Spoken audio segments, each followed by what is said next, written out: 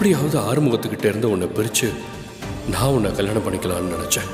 கண்டிப்பாக அவங்ககிட்ட இருந்து உன்னை பிரிப்பேன், உன்னை கல்யாணம் பண்ணுவேன். அந்த நாளுக்காக தான் நான் காத்திருக்கேன்.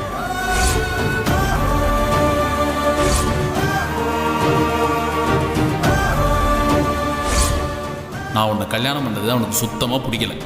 அதுக்கு காரணம் என்னன்னு தெரியுமா உனக்கு? அவன் காலேஜ் படிக்கும்போது உன்னை லவ் பண்ணிட்டு இருந்திருக்கான். உன்னை கல்யாணம் பண்ணணும்னு கூட ஆசைப்பட்டானா. ஆனால் அதுக்குள்ளே நான் உனக்கு தாலியை கட்டினதுனால அவன் கோவத்தெல்லாம் என் மேலே காட்டிக்கிட்டு இருக்கான். அவன் நான் உன்னை விட்டு பிரியணும்னு நினைக்கிறான்.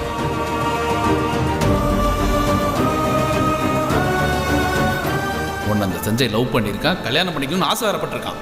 அந்த ஆசை இப்பவும் அவனுக்கு இருக்குன்னு என்கிட்டயே வந்து அவன் சொல்கிறான்.